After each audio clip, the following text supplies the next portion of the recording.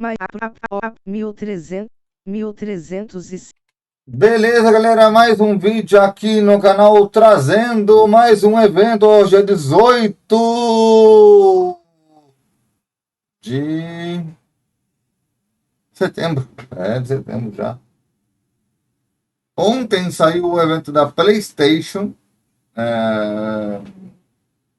sobre o jogo do Agente 007. O único ruim, né, que eu já comentei lá no vídeo, mas eu gostei muito do jogo, mano. O único para vocês, né, lá no Brasil, não é bom? Vocês não sabem inglês, então esse é o problema, né? Deviam ter classes gratuitas, obrigatórias nos países, né? Falam inglês. O governo obrigatoriamente devia dar essas classes para as pessoas.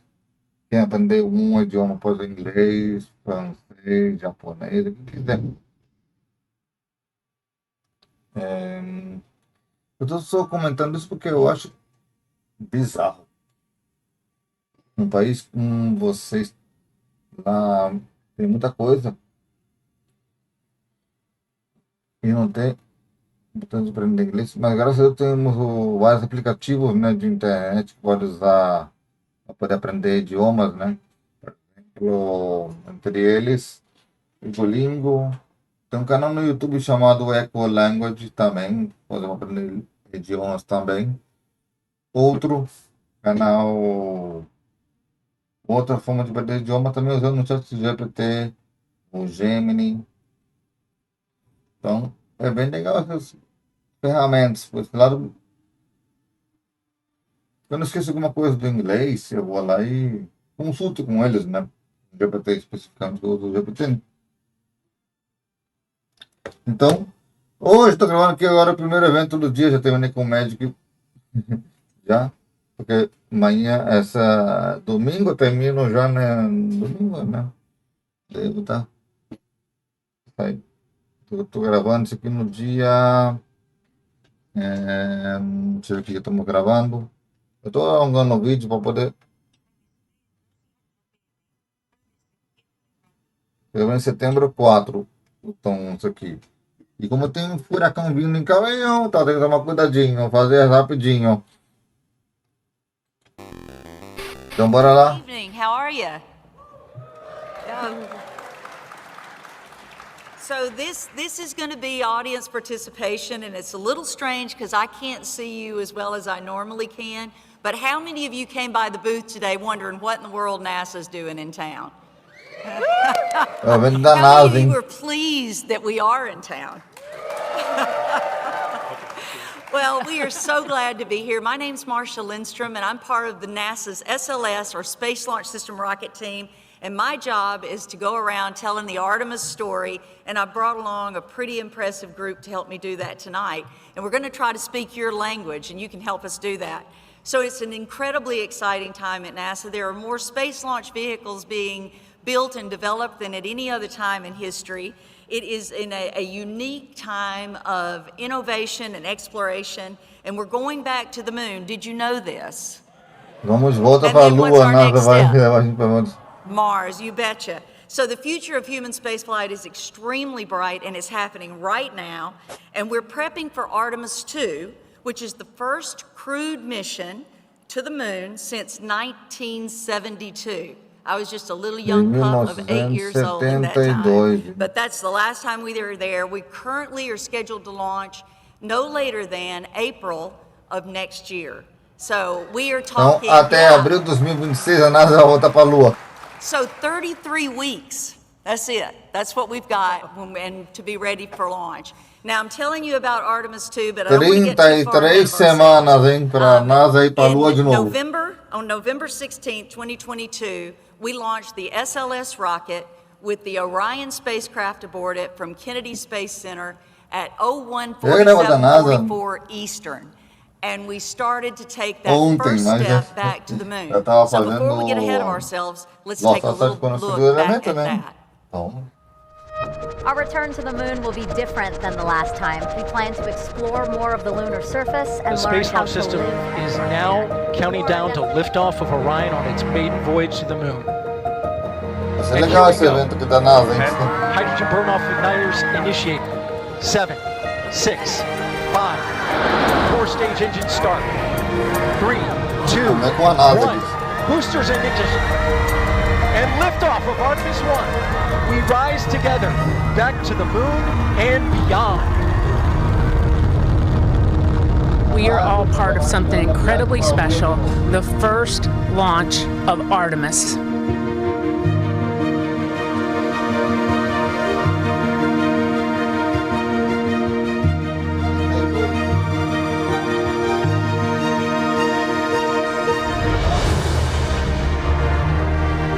This view of Earth from a human-rated spacecraft not seen since 1972 during the final Apollo missions.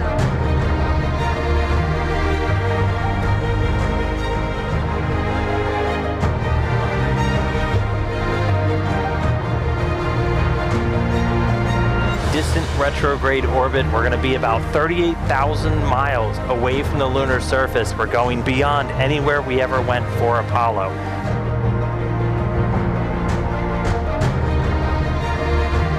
The Orion spacecraft is barreling its way back home after circumnavigating the moon and beyond in an elliptical distant retrograde orbit.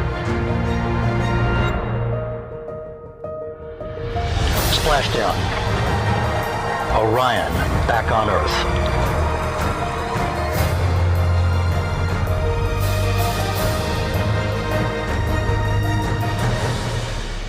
About that. So here's the first audience participation thing. How many of you saw that live as it happened? You are our people. How many of you have seen that in some form of video since then? How many of you have yet to see anything about Artemis 1? Go ahead. Okay, please get out. Just get out. Just go on. You know, security. No, we are delighted. We think everybody knows it's going on, and we discover all the time that people don't know that it's going on. So we're here to talk about that historic return to the moon and what's waiting for us out there, how modeling and simulations play a role in the architectural design, as well as mission management, and also astronaut safety. And we'll even talk to someone who has a little firsthand knowledge living and working in space. So help me give a warm welcome. We're going to introduce them one at a time. First, we'd like to introduce Tanya Andrews down here on the end. Tanya is the Deputy Chief of the Systems Analysis and Human Systems Integration Branch at the NASA Marshall Space Flight Center in Huntsville, Alabama. She'll tell you what that is, don't worry. With degrees in mechanical engineering and systems engineering, Tanya manages the human systems integration work for the Mars Ascent Vehicle, the Moon to Mars Lunar Architecture Team Concept, and she performs SLS Human Factors Engineering Analysis for Artemis. Her work includes management of the Virtual Environments Lab, where she enjoys involving interns in meaningful work to help better NASA's future with extended reality in engineering analysis. So that is Tanya Andrews. Next up, she's with us in Huntsville, Alabama, and then at Johnson Space Center from the Orion program, so the spacecraft, we have Seth Lambert. Seth is a visualization and simulation developer for Orion spacecraft program's strategic communications team. So he grew up in Seattle, hoping to go to PAX West, and he never made it. But here he is, all grown up, with a degree in game design and development. He started as an intern at NASA's Orion program in 2019, developing informative kiosk applications before moving into a full-time role developing spaceflight visualization and interactive simulations. So that's Seth Lambert. He's going to help us understand a little more about the spacecraft. And then somebody that I work with every day that's on the SLS team, Whitney Shepard. So Whitney is a technical writer in communications working for the Space Launch System rocket.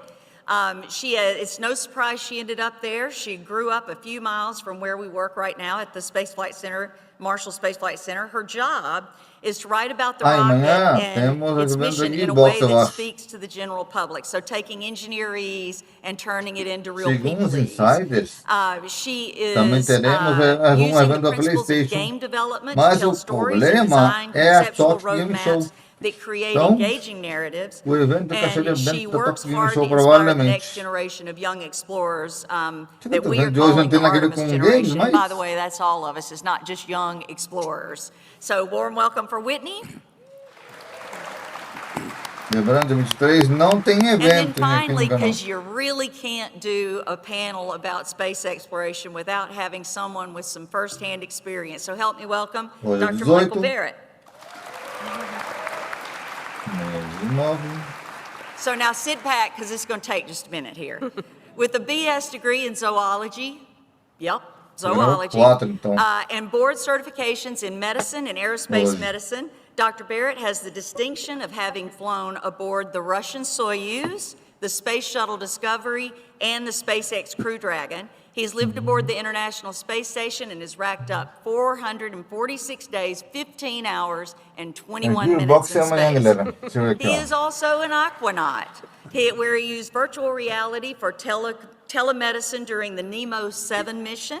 And he's also, and I asked him how to say, are you a cave-a-naut or a cave-naut, or what's the real term? He said he just amanhã calls dá it caves. Gearbox. But that was Você with gravar ainda the hoje ESA's, também. or the Tá European Gearbox. Space Agency's caves training. He's been a flight surgeon, a mission specialist. He flew as a pilot on 2 of his missions. He's esse performed outro 2 aqui também, spacewalks. gravar também. And then back here on Earth, he managed human research program at NASA's Johnson Space Center, helping to mitigate the most prominent health and performance gravar dois risks ainda mais hoje. associated with human spaceflight. And since that time, Dr. Barrett has worked payload Tô gravando science aqui with the agora da International NASA, Space Station. porque- He's been extensively involved, he hates this, by the way, extensively involved in medical and human factors applications for devo new ter space levado vehicles and mandado mais commercial cedo, né? crew, so SpaceX Crew Dragon, as well as the Artemis programs. And all of that around the medical risks and research efforts. And we Hoje tá 10 really wish gravaria. we could have brought somebody with just a little bit of experience, but the good doctor's just going to have to do. So help me welcome Dr. Barrett.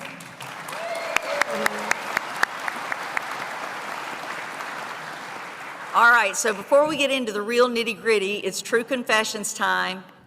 I am not a gamer.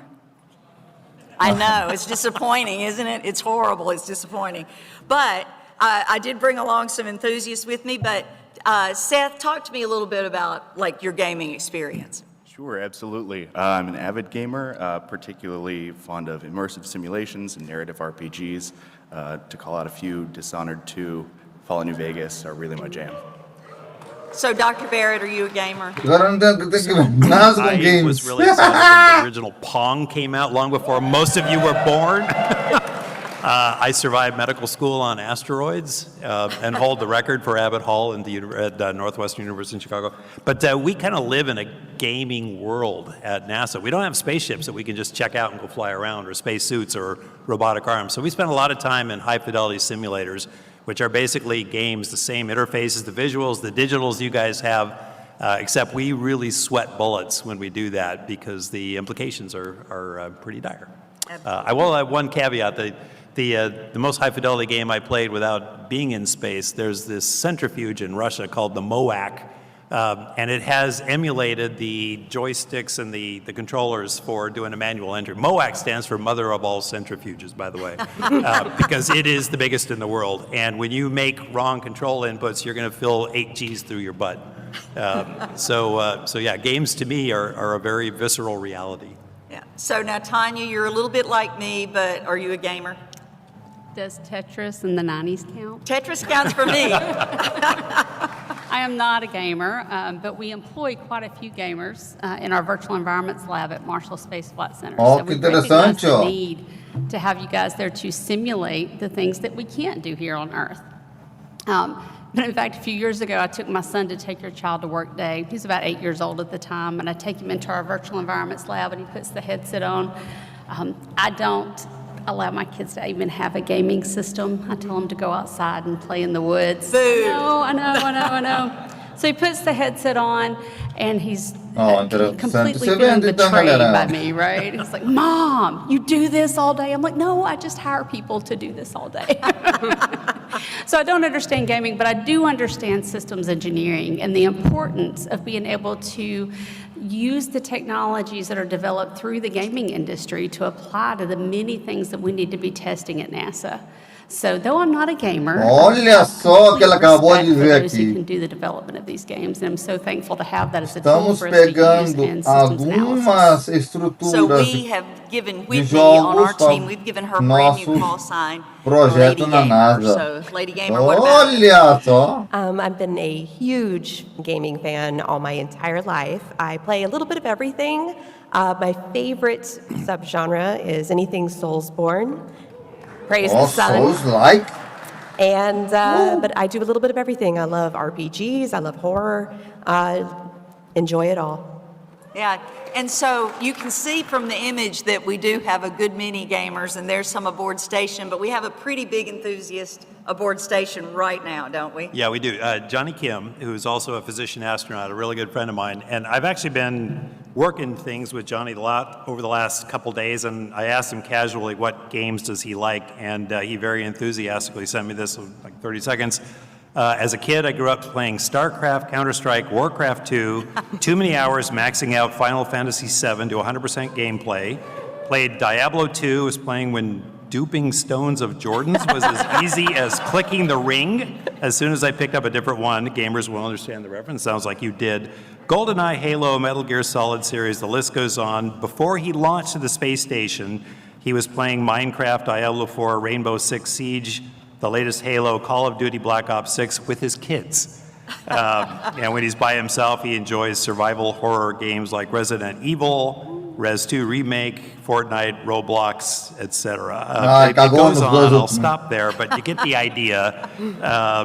And he did want to emphasize that he uses both PC and Xbox. So Yeah, and so that's just Johnny. so you know, Johnny did all that and became a Navy SEAL and is a medical doctor. So as they have said, he could kill you and bring you back to life. So now we're going to kind of get into it a little bit. We're going to get back in your world, but we want to tell you a little bit about what's going on with Artemis.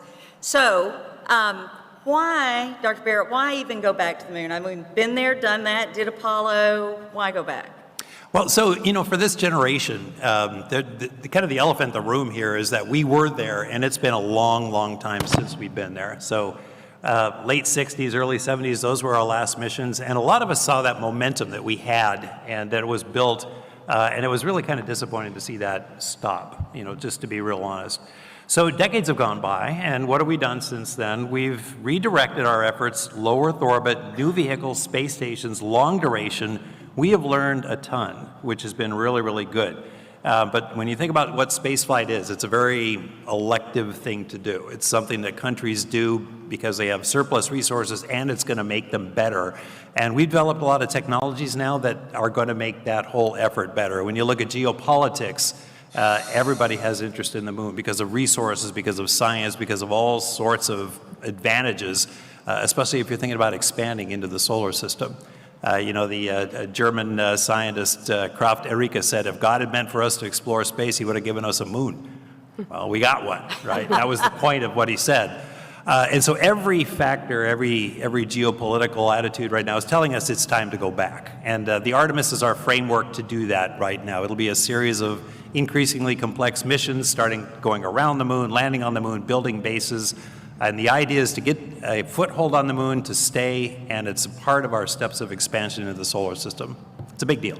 Absolutely, it is a big deal. but the And game the might last not time we went important. to the moon, the computer that we lovingly refer to as our phone, and would have filled a room, not this room, but a room.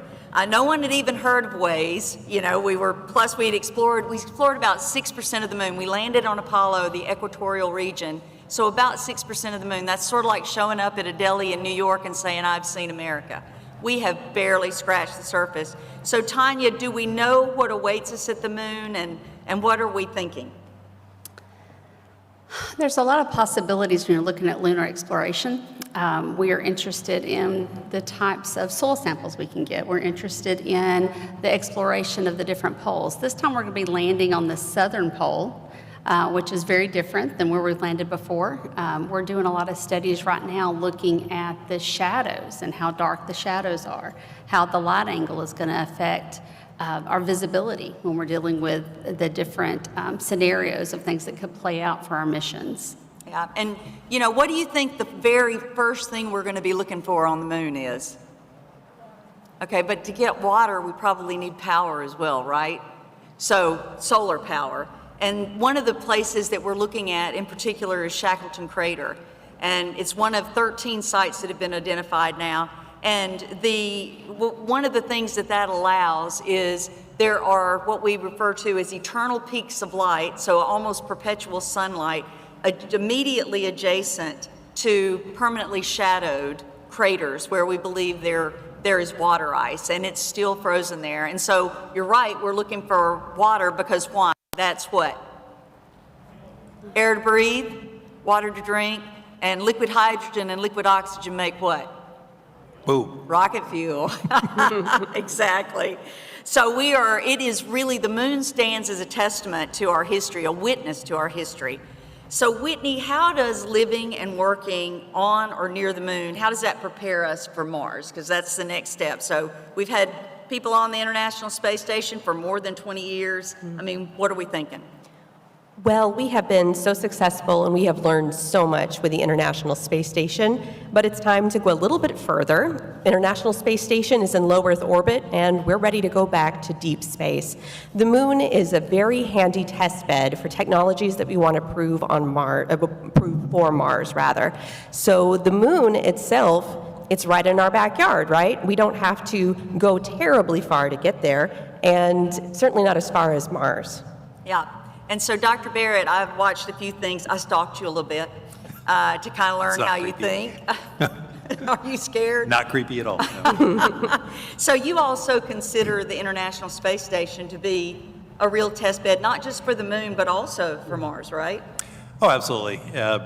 We take baby steps, and although it involves a lot of energies and it's hard to get to low Earth orbit, it's still what we would consider a baby step. And eventually the moon will be considered that way too, but it's another place that's kind of hard to get to.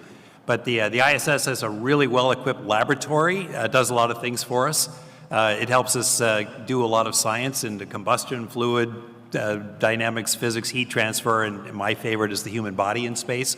And we've learned a huge amount of information on that, but also to test life support systems and critical food systems and regenerative systems that we're going to need to go anywhere, whether it's a deep space cruise to Mars or the Martian surface.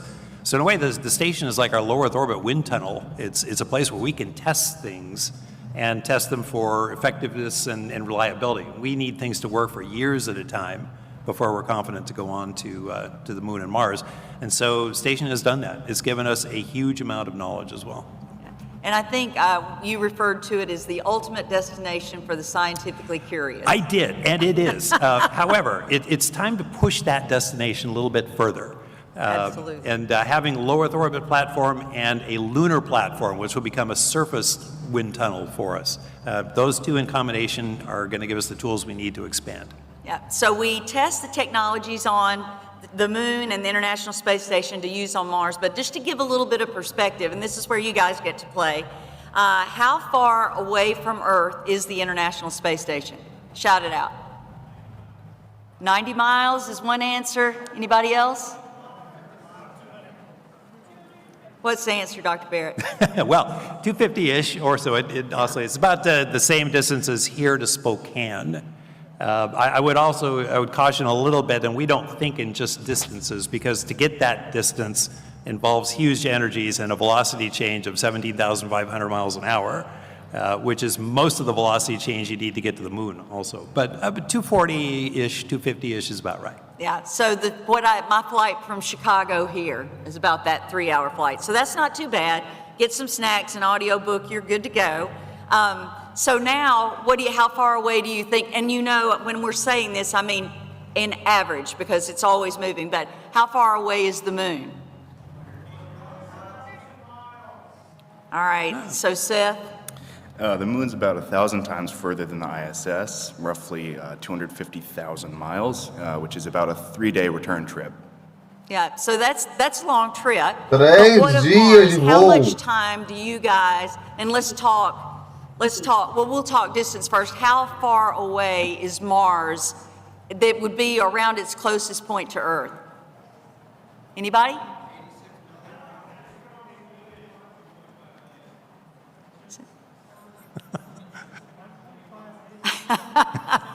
So I'm hearing some good answers. Whitney, what do we say?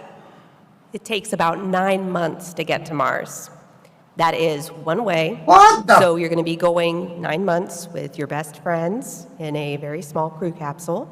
And then you're going to have to stay there for a little while because you've got to wait, of course, for the planets to be close enough to minimize that distance. And then you've got another 9 months back. So a little more than 18-month round trip. 2 Choose your friends anos carefully. The para ir closest para Mars lá e ever gets to voltar. us is about 35 million miles. Yep. And the furthest is about 250 million miles. So it's literally another 1,000 times beyond the Yes. moon. So think of getting up to Earth, 250 miles, moon, 250,000 miles, Mars furthest 250 million miles. So 3 orders of magnitude each time you do that. Yeah, and it kind of gives you some perspective about what's involved. So on that little trip, once you're on your way, you're on your own. You know, there's even about a 12-minute communication delay. So I say something, you guys sit here and wait 12 minutes. You want to do that? And then you hear it, and then you answer me, and I wait 12 minutes. It affects everything. But Então, tem delay de we've 12 got a minutos sim for that, right, Whitney, to kind of entre get us rádio e talking outro. about what the differences are with Mars. We do. Since we haven't unlocked fast travel to Mars yet, we're looking at various ways to kind of test people's morale, make sure that they can cope with extreme isolation. And there is a simulation called CHAPIA, which is the Crew Health and Performance Exploration Analog.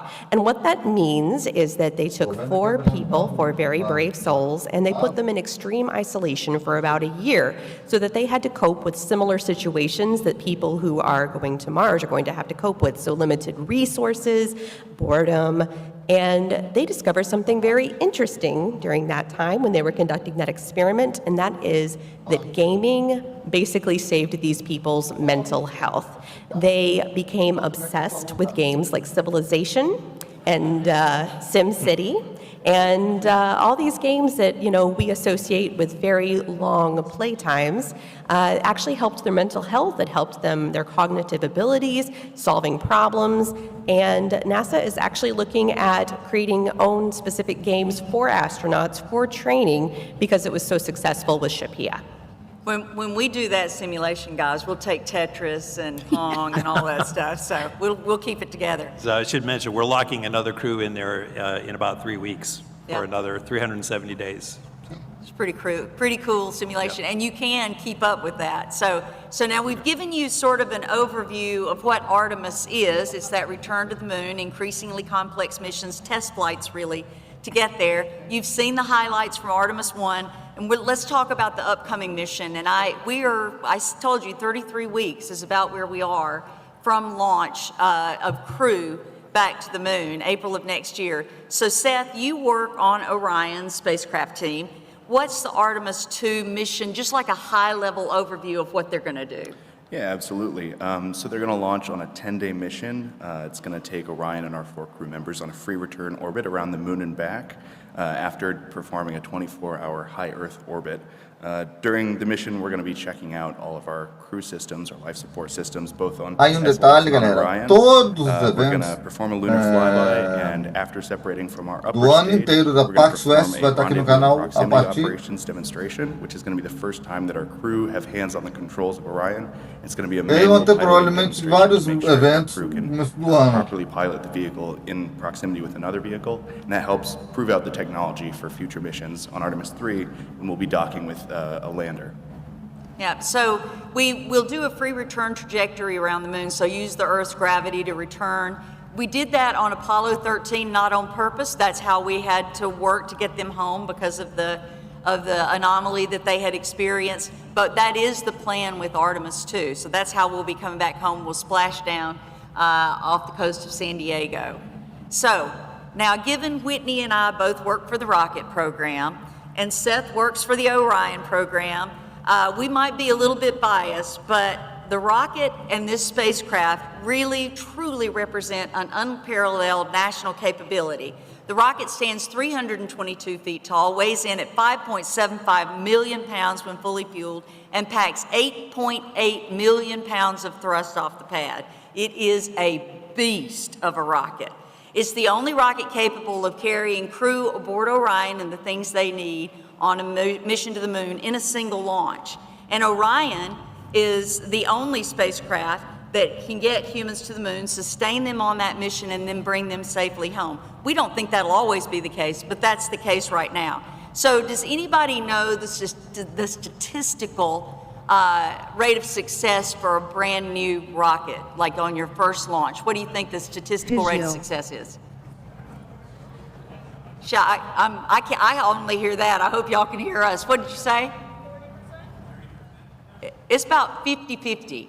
We did a little bit better than that. One of our jobs, as I said, is to take engineerese and turn it into real language. So when the mission manager for Artemis 1 says words like, he normally uses words like nominal, you know, he said eye-watering, staggering success with that Artemis 1 mission.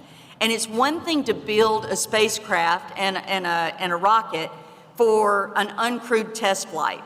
That's one thing. It's a whole other thing to build a rocket for 4 souls to go to the moon and return. And we know these guys. We work with these guys. And really, Mike, the crew of Artemis 2, they'll be venturing around the far side of the moon, as we said, but they're your brothers and sisters in arms. Would you do us the honor of introducing them to us? They look so formal. Sure. So on the left there, the tall guy, Jeremy Hansen, he was from London, Ontario. He's a Canadian. I hear at least one voice of support there. He's famous for saying that we got a token Canadian on there, so if things go wrong, we can just blame Canada. But F-18 pilot from the Royal Canadian Air Force, an outstanding individual. Actually, I spent my week and a half in a cave in Sardinia with Jeremy as one of the international crew members on there. A good friend. We call him Weed. Next, Christina Cook, we call her Nana. She's an electrical engineer. She had the record for a while of the longest spaceflight for a woman on board, 328 days. She didn't launch thinking she was going to be up there for 328 days. Very resilient, took it in stride with a lot of grace, and did a lot of killer science on there. Victor Glover, we call him Ike, Navy test pilot. He has degrees in engineering and masters in flight test engineering as well. Just really outstanding individual F-18 pilot, one of my regular coffee mates. And Reed Wiseman on the right, their commander, with Ike being pilot. Reed, we call him Tonto, also an engineer. He actually flew F-14 Tomcats way back in the day. He looks a lot younger than he is, but he's incredibly experienced. I commend him for assigning me to the flight that I flew last year for 8 months on board. That was when he was chief of the astronaut office. Really good folks, really good at what they do, and really special in a lot of ways, because when you look at a crew that is taking a ship into the air for the first time, the first crewed mission, that group of individuals as a test pilot, a test flight crew, have more than just a normal relationship with the instrument they fly. It's almost like a birth kinship. So they are talking to factory workers, to software developers, to everybody who puts heart and soul into that rocket, and it gives them a very in-depth understanding of their machine and the people who run it. And we've seen that recently. It's kind of an interesting time in history, as Marcia mentioned, with Bob and Doug, who flew the first Dragon, and Butch and Sonny, who flew the first Starliner just recently. This adds a whole different layer of complexity in this beast of a rocket. So when they are lying on that thing getting ready to launch, they're going to be 6 layers deep in the details of running their spacecraft, but also in their relationships with all the people that put it together. So it's just an incredible, special thing to be on a first crew for a brand new vehicle. Yeah, and thank you. Oh. So this is the crew that's going to test all of that out, and I'm showing you their mission patch. If you came by the booth today, we talked a little bit about it. That's them individually, but as a crew, they see their mission, they see themselves as pathfinders. Their measure of success is how much risk can they buy down to pass the baton to the Artemis 3 crew. So they took a little you see the Artemis 2 there, but in their minds, for their mission patch, they wanted to take a play on that and say it's exploration by all, and what Mike said earlier about all of the hands that have touched these systems, and it's exploration for all. And that's how they see that mission and what their mission patch means. So now, Dr. Barrett, I'm gonna keep you on the hook just a little bit longer. This is really your area of expertise. We know about the mission and how we're getting there and getting to the moon. We know it's not easy, it's not like just going, but we face a myriad of challenges, including the health of the astronauts. Can you talk to us first about radiation exposure? Yeah, sure. And this is a great picture to segue that off into. Some people kind of think of space as a radiation environment. I don't do that with my students and trainees. It kind of is arrogant in a way. It kind of smacks of geocentrism, if you will. I mean, space is radiation. Radiation is everywhere we want to be. Earth is a privileged bunker against that radiation. We grew up with that, and so we think of space as that radiation environment. But it's really more that we live in this radiation-hardened bunker. And the sources of all that radiation, the first ones are the Van Allen belts that you see there, geomagnetic fields. We call them the Van Halen belts usually, but nonetheless, they do two things for you. They can expose you to radiation if you fly through them, or they can protect you from it if you fly under them. And the ISS actually flies under them. So we still get a good bit of radiation on the ISS, about 3 orders of magnitude more than a normal land limit, if you will. But it's a good bit of radiation. It would be a lot more. Once we get out of those Van Allen belts, that triples. We go from about, if anybody cares, about half a millisievert a day to about 1.5 millisieverts a day. And then you're exposed to two other things that are really in full force out there. One of those being solar particles, which can be a gentle solar wind, or it can be solar particle events, storms. And then the big enchilada for us is galactic cosmic rays. It just comes from everywhere, and they're big, heavy particles that carry a lot of energy. So why do we care? Because they can actually hit macromolecules like DNA that are very important to us. And so we worry about those a lot. So once you get out of those magnetic fields, number one, you've flown through them, so you've got a little bit of radiation exposure there, and number two, you no longer have their protection. So the Artemis 2 crew will be the first to venture outside those belts since the last Apollo mission. And so, Seth, did we test for radiation on Artemis 1? We did. The NASA Orion spacecraft is designed to keep our astronauts safe in that, high radiation environment. It's got 5,600 passive sensors, 34 active sensors on board to measure the radiation on the vehicle. And while there was not a living crew on board, there were passengers. We had Munich and Campos, who was wearing the Orion crew survival system, which has radiation monitors on it. There was also Helga and Zohar, two life-size female analog mannequins with sensors both inside them and outside them. And Zohar was wearing a radiation protection suit. And this research developed new technologies ranging from protective gear to warning sensors.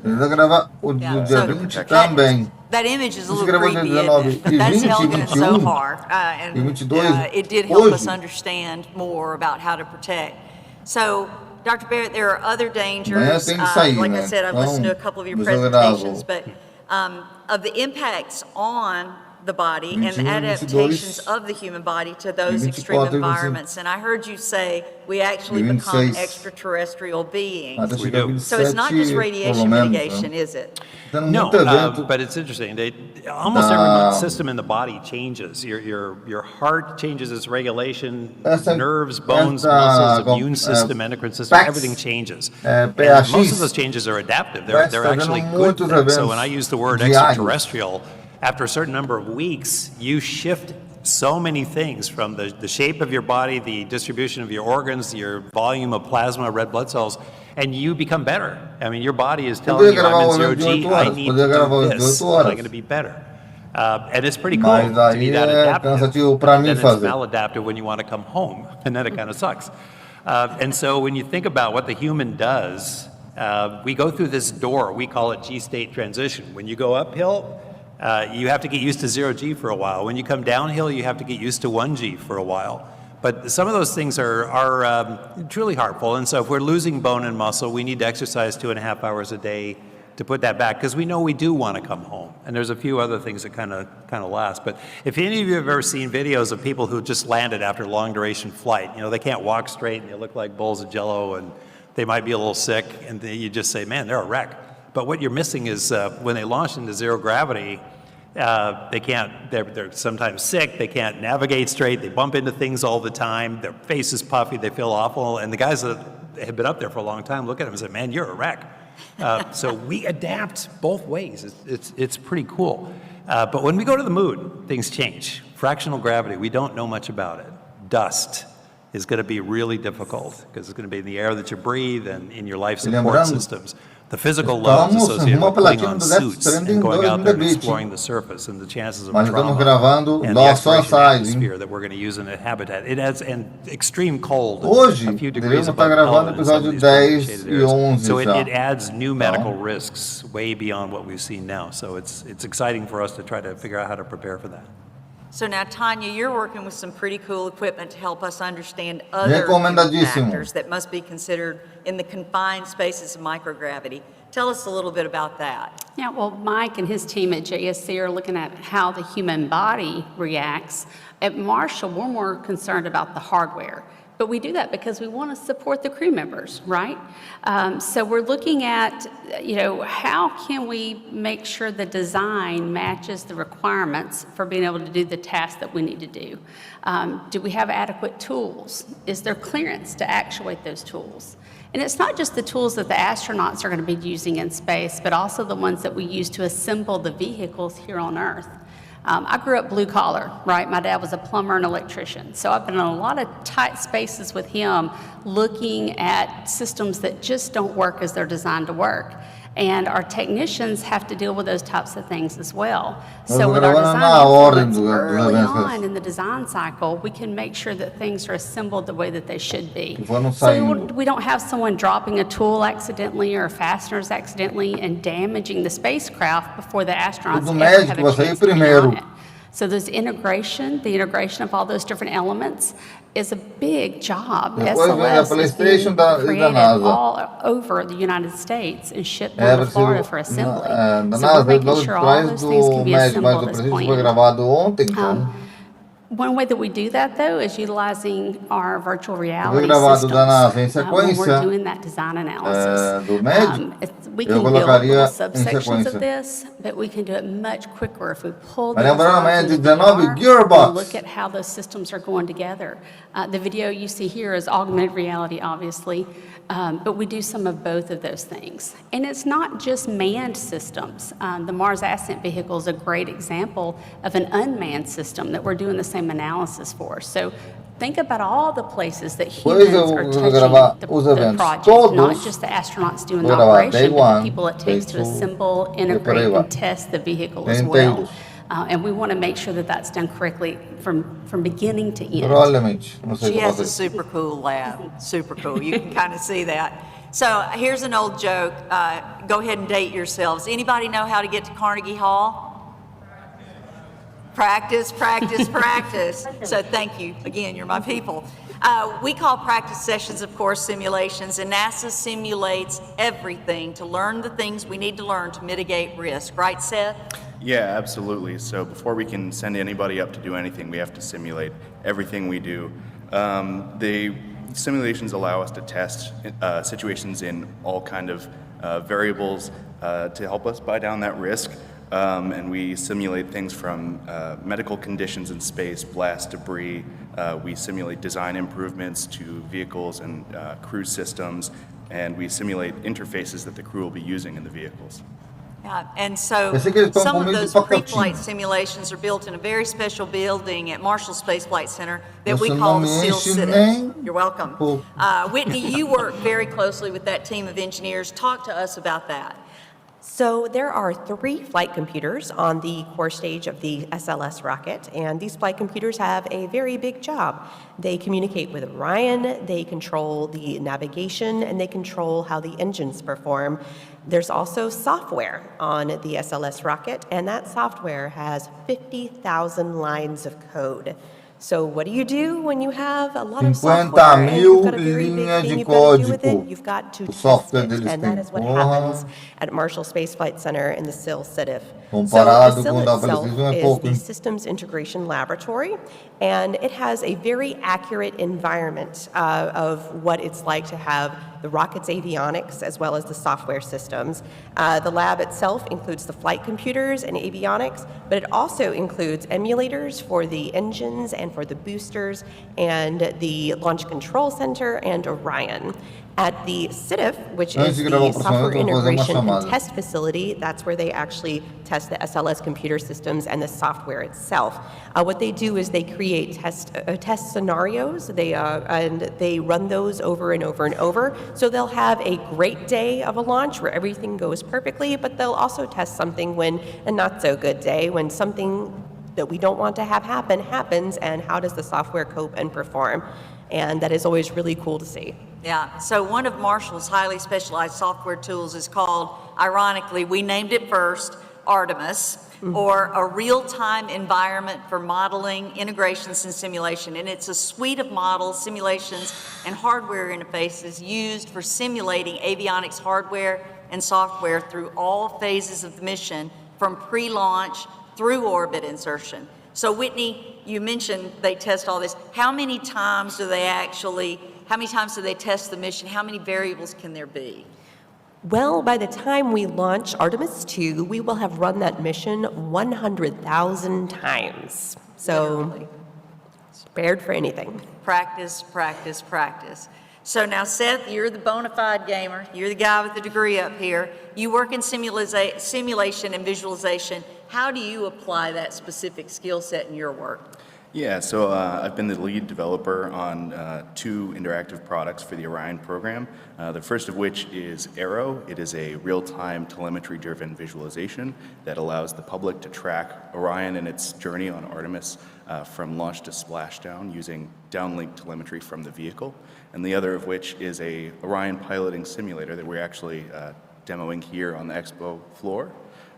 If anybody has come by, thank you, and for everybody else, we'll be here until Monday, come by and use it. But so I work in very close parallel to game industry techniques. I use a lot of the same engines, software, development patterns. In fact, for any devs in the room, there is an enormous amount of crossover in the math that goes into developing a game and space flight. Notably, quaternions it's a concept used to communicate three-dimensional rotation in 3D space, and 2 of the primary use cases are in video games and space flight, because both are industries where we care about how something's rotated in 3D space. Yeah, so even our engineers, when we were tanking the rocket for the first time, they had the numbers, they had all the graphs and everything. They wanted a visualization. So that's what you're seeing there, so they could watch it as it happened. So now we've talked about the mission simulations on the operations side, and I want to get to some questions, so we're going to hustle a little bit here. But Dr. Barrett, it's also on the astronaut training side. Talk to us a little bit about what kind of training you guys go through. Well, generically, and I'll make this real quick, we spend a ton of time in classrooms. So back to school lectures, we never stop going to school. But then we spend a huge amount of time in the simulators, like I mentioned. We have simulators for the robotic arms, for EVA that we do. We have simulators for the high-performance aircraft we fly, which are T-38s. So there's a lot of that. But then you're also out there in the field learning about geology, and, well, there we are. That's Nana learning about geology, I think, in Iceland. We learn basic scientific techniques because we may be the first to see a new phenomenon, and we don't necessarily have guidelines. We have to have basic scientific knowledge in how to collect specimens and analyze them. So that's one of the funnest things that we get to do. And one of the super funnest things is expeditionary training, where we will go off climbing or sea kayaking, and we never do it in good weather. We never do it in warm weather. You get out there, you just get really uncomfortable with one another, and you learn how to get along with one another in a small can for days to months at a time. So. Yeah, and put down the joysticks and get in the neutral buoyancy lab at Johnson so you can simulate the 1/6 gravity of the moon and understand how things operate in that environment. Yep. And Tanya, we're not all alike, right? We come in all shapes and sizes, including the crew. We've got a crew member that's around 5 feet and one crew member that's around 6 feet. How do you account for that in mission design and training? That's a great question. We actually have a set of requirements that address the different sizes that have to be accommodated. And those accommodations have to be made to fit a large variety of heights. We have to look at things like physical access. Can a person fit in the space? We also have to look at reach. I think Mike here could probably reach a lot of things that I cannot, right? I'm only 5'2". So I have step stools all over my house because whenever I need something, I can grab a step stool and climb up and get it. But if I were to go to space, I wouldn't have that problem. I could reach any shelf I wanted to in microgravity. The lunar surface is going to be a little different, however. We have partial gravity there. So we're going to have to think about different ways to deal with having to reach the top shelf when you're someone short like I am. But no matter how tall or short, we are figuring out how to make accommodations to make sure people of all sizes are able to do the mission at hand. Absolutely. And so we were not able to bring any of the Artemis 2 crew with us because they are training, practice. But one of the main objectives for Artemis 2 is to test out the Orion. How does it handle? So we actually have a little video here from the commander and the pilot kind of showing you how they're going to fly Orion. I'm Reed Wiseman. And I'm Victor Glover. And this is how we pilot the Orion spacecraft.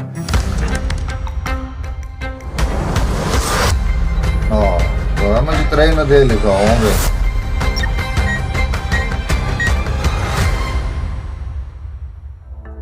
I think we should show you how we actually control the vehicle. So we've been using terms like rotational hand controller. Rotational hand controller, we say RHC for short, and translational hand controller, THC for short.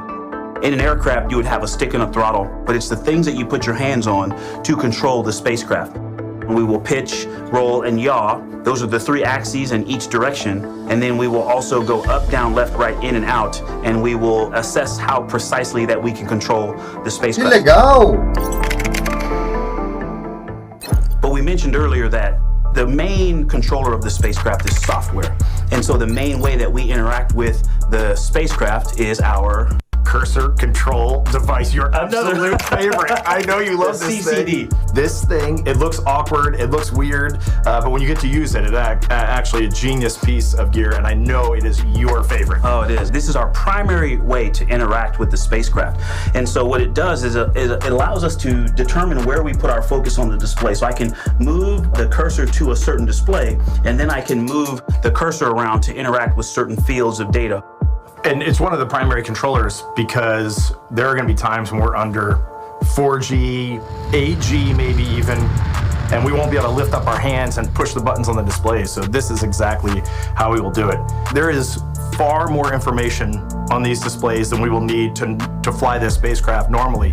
But if a system goes off, if something goes wrong, we can dig down into the lowest levels of the computer of all the systems here, and we can take a look, see what's failed, talk to Mission Control in Houston. And then right next to the displays, you see switches and toggles and dials. And so we call those switch interface panels or SIP panels. If the rotational and translational hand controllers didn't work, we also have a backup to a set of switches.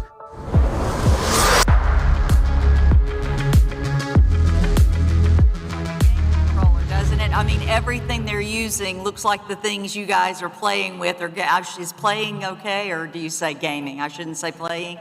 But it looks just like that. And Seth, a lot of the things you're doing with Orion, it's developing platforms that translate mission data to applications and media outlets. And I'm going to ask you to hustle through this if you don't mind. But talk to us about Arrow and the Moon Board. Yeah, so Moonboard is a tool that our NASA TV team use. It's an interactive touchscreen board that they're able to take models of Orion and the various components of the mission, zoom in, explode them, track the trajectory of the vehicle, call up information about the mission in its current phase. And then Arrow, as I mentioned earlier, is software that I developed, and this is what we're seeing right now on the screen. It's taking downlink telemetry from Orion and using that to create a visual model of the mission from launch through splashdown. It's got interactive camera controls so the public can take it and view the mission at any point, see what engines are firing, what the solar arrays are doing, zoom out all the way to view the entire trajectory of the mission, call up milestones, and learn about the mission in its entirety. Yeah, so it's getting you to be part of the mission, which is what we want you to do. This is your space program. It's not ours. It's yours. So being involved like that is very important. And science drives technology, as we said before, technology development, and a lot of the technology that's invented in space trickles down to users. And Whitney, you're going to have to hustle. But talk to us a little bit about some of those spin-offs. All right, so as Marsha mentioned, a lot of technology that's invented for space actually shows up in gaming, and there's some stuff right on the floor that absolutely was originally invented for space and has trickled down to stuff that we can use. For example, the Advanced Spaceborne Thermal Emission and Reflection Radiometer, or ASTER. That is some data. The NASA launched a satellite, and that data itself came back and has a lot of really cool landscape terrain. So a lot of games, even on the floor now, use that data to create landscapes and valleys to make them more realistic when we are actually playing on a game. The insulation that is used to improve spacesuit gloves is actually being used in a lot of gaming chairs. So when you're having a long time gaming session and you're starting to get hot, it actually keeps you cooler. And finally, the technology that keeps your gaming headset sounding good when your friend across the country and you're co-oping and whatnot, that is actually was originally invented so that NASA could listen to astronauts as they travel hundreds of miles away. So that's pretty cool. That's just a few. We publish a book like this every year of spin-offs, and you can always look it up. So Tanya, how do you incorporate gaming technology like VR when we're preparing our return to the moon? This picture actually is a great example of that. I talked a little bit earlier about the extreme angles of the sun, and there's no atmosphere on the lunar surface, so there's no scattering of light. So when you're in the dark, it's very dark. And the light has an extreme glare. If you've ever driven into a sunset or the sunrise, that glare is right there at that low angle. So that extreme brightness and extreme darkness makes it difficult for our eyes to be able to detect what's really out in front of us. If I'm walking into that shadow and there's a large crater that I could fall into, then that could cause problems. But we're also looking at it from a worksite analysis standpoint, because what are we going to be doing on the moon? We're going to be working, right? So how can we make sure that we have the right accommodations for the astronauts to be able to do that work? If I have a lander, should that lander have a front porch light so that they can turn it on and see at night? What types of lighting could the astronauts use potentially to be able to see in the areas they're working in? We also have to think about tooling, right? We have quite a few simulations where we can select different tools to think about what we would want to do with the different certain tasks. And one of the main things our team does, we can build anything. We have some technicians that can build absolutely anything. But we can't turn gravity off. We haven't figured out how to do that physically yet. So in VR, we can turn the gravity off. We can also go to 1/6G like we see on the moon. So I can take an object and simulate how it's actually going to react in that lunar gravity, where it's not going to just picking something up and watching it fall. It'll fall slower. If I bounce it around, it'll bounce longer. So those types of simulations are the only way that we can simulate the reality of the gravitational differences between here and Earth. So it doesn't matter how cool it is, what we can build, we can't turn the gravity off without VR. So we're very thankful for the technologies that allow us to do that. Absolutely. And one of the things we do, a lot of you have asked while we're here, one of the things we do is outreach. And so what kind of outreach are we doing to engage the youngest among us to come along? So just like she asked earlier, okay, how many of you are aware of Artemis? That's part of our job, is to make sure that the younger generation is aware that they are part of the Artemis generation. And we are currently working with something called the App Development Challenge, which focuses on high school students and community college students. And it is teaching them how the principles of coding and game design can actually prepare them for jobs in the aerospace industry.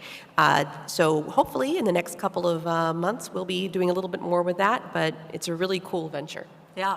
And so now I'm going to ask these guys I'm going to ask you to give me the shortest answer possible. Seth, for kids interested in supporting space or adults considering career options and that love games, what kind of skills do they need to bring to the table? Yeah, software development in C++, C#, JavaScript, and Python are industry standards, and that's the same thing that goes into games and developing the software that we use here at NASA. So, Tanya, same question. What do you think? I agree 100%, but also looking at things through the lens of systems analysis, right? What does the system need to make it better? I'm not a good programmer. Shocking, right?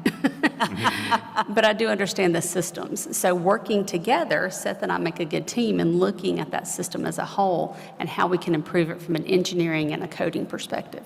Yeah, and Whitney, storyboarding and end user experience, all that. I'm a writer, so I tend to think of things in terms of storytelling. I want to be able to tell the story clearly and succinctly and get the point across as quickly as possible. So, and I'm going to ask Dr. Barrett in a minute because we want you to be able to ask some questions. But so this mission that we've been talking about all this time, it is historic. There's no way around it. It's extremely significant to our future. And we have been delighted to be with you tonight and this week to talk to you about it. And I'm going to leave you with a few words. Eugene Cernan was the commander of Apollo 17, last man to step off the surface of the moon. And he said, "We leave as we came, and God willing, as we shall return, with peace and hope for all mankind."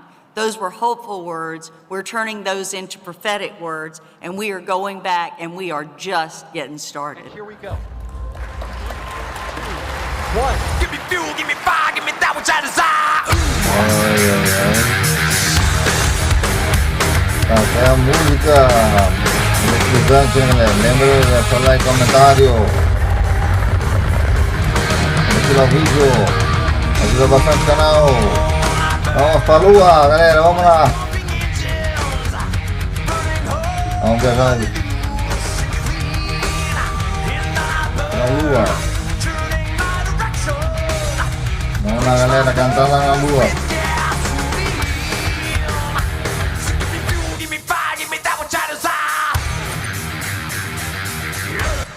How about that? So guys, you can keep up with us anywhere, and we've got about 1.5 minutes, but I'm hoping they give us a little since we had a little late start. But have we got questions in the audience? I think we've got mics on the outside, or you can shout it out, or if you want to move to one of these edges here. Yes? Thank you for coming. I have one question. There's a lot of misinformation out there. Is there one thing in the past and one thing in the future that you can put on the moon or that we can see with a decent telescope to have definitive proof that we were there? Well, if you consider the Hubble a decent telescope, we can actually we can see Apollo hardware with the. I should qualify that as earthbound. Yeah. The other thing is we put a laser reflector on the moon and we bounce lasers off of that thing periodically. Is that publicly available? Is it publicly available? The Hubble imagery is definitely publicly available, and the laser data probably is, but it's a bunch of numbers. But yeah. Thank you. You're welcome. Over here. With the VR integration program and things like that, is there any plans to have integration in the helmets, or like HUDs, or any advanced technology in the helmets, like in future missions? Yeah, we have been testing that for a while. I think the second to the last run I did in our water tank, doing spacewalk practice, I had a VR display that I was testing out and trying to do my normal task and incorporate that. So we are testing these for the next generation station suits, as well as in particular the surface suits. You'd really like to not have to look down all the time or look at your wrist because you're carrying something or working with tools. So yeah, we are absolutely testing it. So are the Russians, by the way, and they've actually made a lot of good progress in the Orlan suit. Over here. This might be a question for Seth. How does Orion compare to Starliner and differ from Starliner, and what do you think about the future of Starliner? Whoa, that is not a question for me. I'm Orion specific. I couldn't speak to Starliner at all. Well, they're totally different animals. That's like, trying to compare a banana and a grape. Starliner is a low Earth orbit commuter. Orion is an exploration vehicle to go way beyond low Earth orbit, and very, very different animals. Orion's got a really good future. Starliner has flown. We hope it's going to be able to fly again, but totally different missions and really not comparable. Well, I'm rooting for both of them, I'll tell you that. Okay, I don't remember which way I went. So it's over here now? Over here. Hi. So I got to talk to you a little bit earlier about some of the outreach that you're doing between space development and the gaming community. So I want to talk a little bit more about that and hear kind of what kind of things is NASA or your team in particular doing to kind of reach out to like the gaming community to work on like that kind of development of those kind of educational things to get people interested in space, or if that's not happening, what kind of things would you want to see happen? I will tell you, NASA has a world of educational outreach materials, design challenges to bring people in, the internship programs that bring us people like Seth. All of that is going on all the time. I would not. Is there something you think we ought to be doing? Well, I know we have a ton of interns that come through our lab. I'm a mom. I love working with young people. We always have half a dozen interns, it seems like. So intern.nasa.gov, and I'm amazed at the things that people in the gaming community are doing that these young people are bringing into us at NASA. It's really the way to get the newest intel, if you will, right? So we bring the spies in, if you will, right? The people who have been in the industry, and it is phenomenal at the things we can accomplish through those internships. And many of them, after they get back to school, will write papers, go to conferences, and spread the word of the good work we're doing that way as well. And there are engineering design challenges, the Human Exploration Rover Challenge, which used to be called the Moon Buggy Challenge, where they build it, they bring it, they race it in Huntsville, Alabama over all kinds of crazy terrain. We also do student launch with rockets out in a farm out in northern Alabama where they launch huge rockets. And they're huge competitions that involve not just designing and building the rocket, but also the program management things that you have to do, your budget, talking to the public about your program, and all of those kinds of things that go on all the time. So it may not all be in this world, but it's certainly challenging young people all the time to get involved. So. No, there's one additional program, Hunch. Yes. High schools united with NASA to create hardware. There are high school students that are actually welding the equipment that's being used by NASA. They're sewing the cargo transfer bags that are being used on the International Space Station. And it's all done through high school students and some from junior colleges. It's really amazing, the work that they do. And I'm going to go over here, and this might be, I can't see the guys back there, but I bet they've got a shepherd's hook after us. But let's come over here. Have we got a question? Hello. We have one last question, and then after that, we can take extra questions in the lobby. Okay, awesome. Yeah, so I think one of the biggest pieces of technology that's kind of being talked about right now is AI. How is NASA using AI either in development or assisting in like the Artemis mission, or even like in VR and robots and stuff like that? That's a question. Well, I can start. I mean, broadly, I'll put it that way. Yeah. So, we were talking about what kind of skills people should kind of bring to the table. I absolutely agree, software, coding, those languages, but I would add AI to that because a lot of our software development now is being done with the help of AI, and working with software developers, not only at NASA, but out there in the commercial world. Some knowledge of AI in helping to develop the tools is really, really important. But I would couple that with a deep knowledge of the surroundings and the systems that you're trying to emulate or you're trying to control. So you can't just be an expert programmer or an expert in AI. You need to understand the systems that you're trying to vet that against. Control systems, hardware, even medical. We're actually developing an AI model for diagnosing medical issues in space against the physiologic changes that I mentioned there. So those are just some of the places that we start with it, but it's going to be, and it is already a very large thing. But it is overdriving its headlights, I will say that as well. Every once in a while, I teach heavily, and I had the occasion to address a question like, can you fart propulsively in space? Why do people care? I don't know. But I looked at an AI answer for that, and it said that you can't hear farts in space, but you can sure smell them. Now, if you think about that, if you can smell it, that means there's an atmosphere. If you can't hear it, it means there's not an atmosphere, but AI didn't know the difference. And when you don't have a big, robust database for AI to learn things, welcome to spaceflight, especially humans in spaceflight, it is going to give you some gobbledygook answers. So you have to be extremely cautious and skeptical and train your models well. But that's kind of where we are right now. It's very interesting.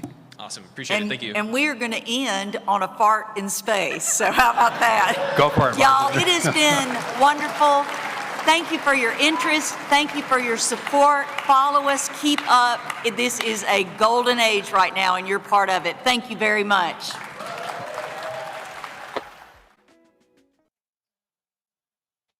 Bom, galera, esse foi o evento da vez. Da NASA, achei muito legal. Inclusive, a última pergunta foi sobre inteligência artificial no programa dele. Achei muito legal eles quererem também colocar ela para poder ajudar eles nos projetos deles. Achei muito maneiro.